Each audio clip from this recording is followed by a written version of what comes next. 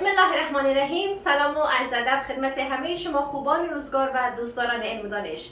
امیدوارم در هر جایی که هستید تنتان سالم و لبتان خندان باشه و خوش آمدید به لایف درسی از چنل یوتیوب LR English. امیدوارم درسایی که تا حال برای شما دادم آموزنده بوده باشه و امروز به درس ششم با حضور گرم و انرژی کامل حضور یافته باشید عزیزان.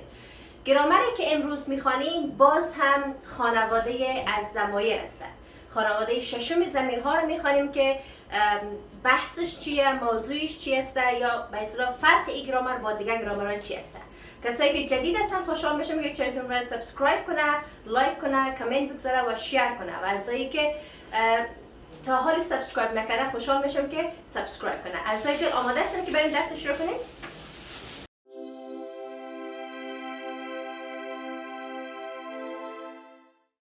عزیزان قسمی که اینجا میبینید نمبر ششم یا خانواده ششم از ضمیرها گرامری هست به نام indefinite pronouns که بعضیا این را indefinite میخوانن. در حقیقت تلفظ اصلی از این عزیزا indefinite است. indefinite به معنای نامعین. definite خودش معین است، مشخص است. باز وقتی این اضافه میشه این در اولش نامعین میشه، نامشخص میشه. وقتی میگیم indefinite pronouns یعنی ضمایر نامعین، ضمایر نامشخص. اوکی.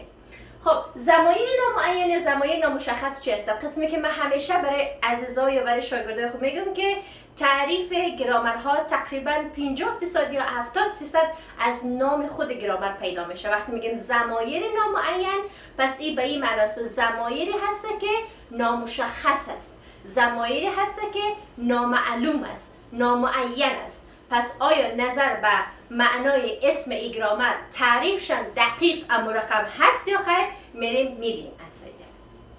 خب تعریفش است که they are used آنها استفاده می شوند in place of بجای unknown person شخص نامعلوم، شخص نامعلوم.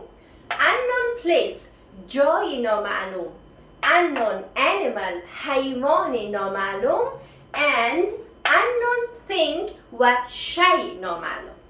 اوکی دوباره میخوام they are used in place of unknown person, unknown place, unknown animal and unknown thing. ضمایر نامعین به جای شخص نامعلوم، جای نامعلوم، حیوان نامعلوم و اشیای نامعلوم استفاده میشه. خب عزیزان از آنجایی که گرامر ما ضمیر است پس ضمیر همیشه خاصیتش نمیسته که به جای اسم یا جانشین اسم میگرده. پس این همچنان ضمیر است به جای اسم، اما به جای چه رقم اسم؟ از آنجایی که باز هم نام گرامر ما indefinite است پس به جای اسمهای نامعلوم میه. اسمهای نامعلوم مثلا چی؟ اسم نامعلوم حیوان، انسان، مکان و اشیا میتونه به جای از اونا استفاده شود. یعنی ای که ضمایر نامعلوم برای از استفاده میشه که به جای شخص نامعلوم، مکان نامعلوم، حیوان نامعلوم و اشیای نامعلوم استفاده شود.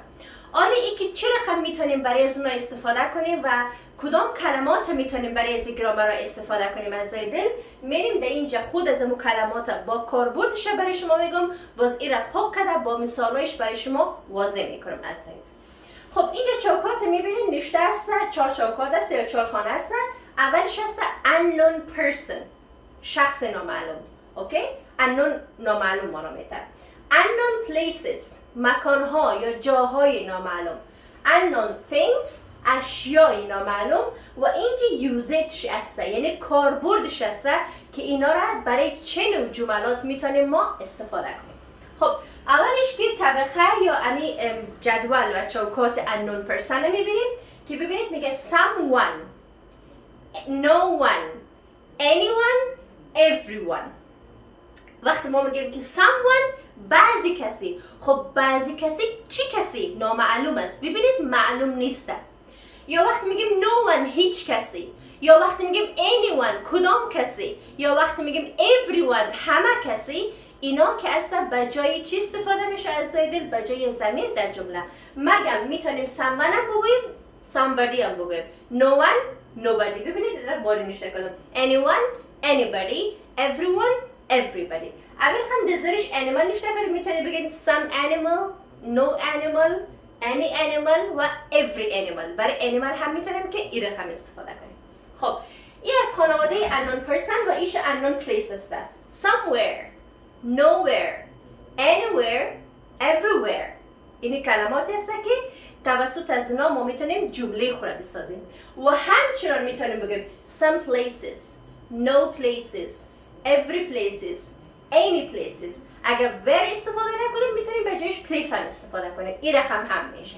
خب برای things, some things, no things نه دیگه, nothings, anythings و آخرش هست everything.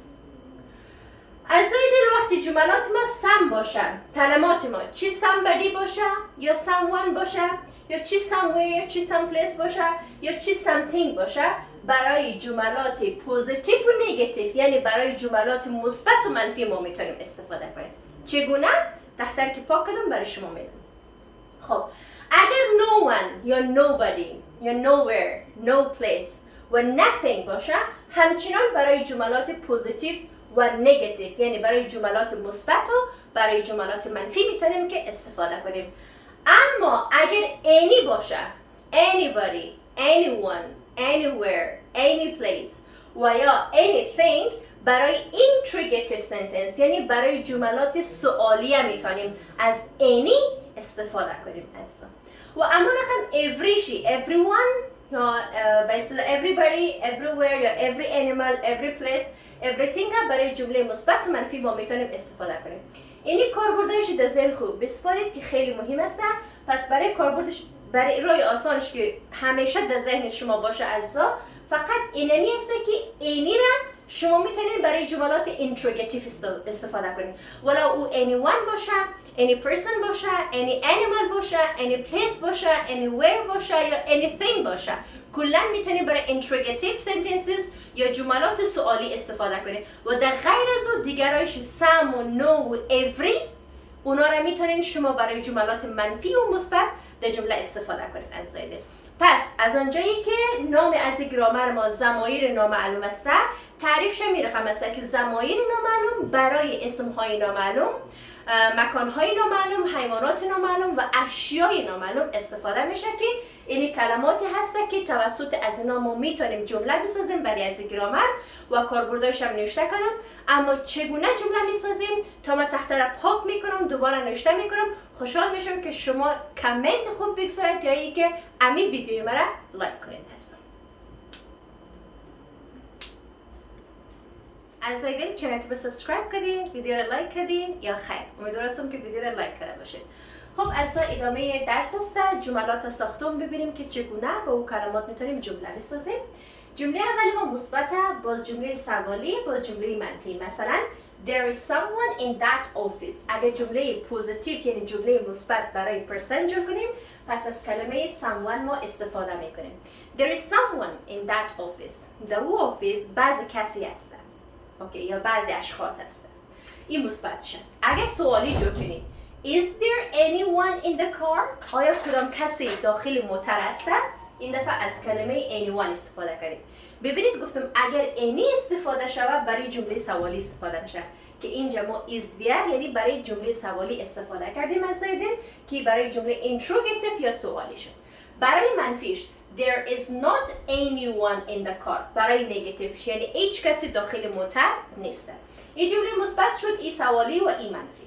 آن دیگه I bought something for you yesterday. این برای thing است، برای شی است. من دیروز برای شما چیز خریده بودم. ببینید از کلمه something استفاده کردیم. جمله ما برای اشیا است و جمله ما مثبت است. اگر این جمله خورا به سوالی تبدیل کنیم یا دیگه جمله Did you go anywhere today؟ اگر این دفعه جمله برای مکان یا برای جای استفاده کنیم ولی او هم سوالی باشه، این رقم سوال میکنیم Did you go anywhere today؟ آیا امروز کدام جایی رفته بودی؟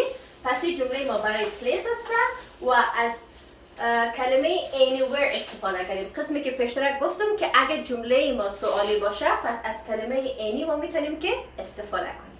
خب آنم جمله ما مثبت است، منفی سوالی که به دو طریق میتونیم جمله را منفی بسازیم. اولی جمله مثبت ما There is someone in the bus. داخل بس بعضی اشخاص هستن. این جمله مثبت است. منفیش there is no one in the kitchen. در آشپزخانه هیچ کسی نیست. این رقم هم میتونیم بگوییم و دیگه there is not anyone in the kitchen.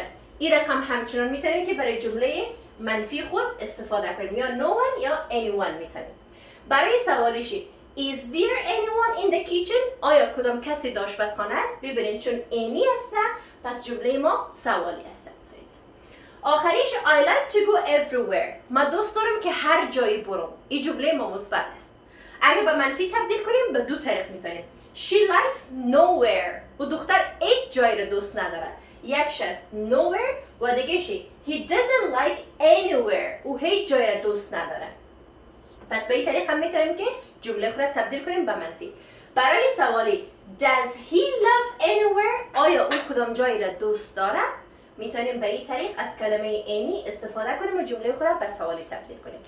پس از روی دل اینی جملات بود که با کمک some، any، no و every که برای از اینا هم برای شخص، هم برای جای، هم برای اشیا و هم برای حیوانات میتونیم استفاده کنیم که اگر جمله ما بغیر any دیگرش میتونه مثبت و سوالی باشه و برای any میتونیم جمله ما دیگرش میتونه مثبت و منفی باشه اما any میتونه فقط جمله ما سوالی باشه. از دل خب امیدوار هستم برای شما واضح شده باشه. از دل این بود درس امشب. تشکر از تک تک شما عزیزا. منتظر ویدیوهای بعدی هم باشید که خانواده زمین برای شما بخیر تدریس میکنم و کم مانده خلاص میشه انشالله.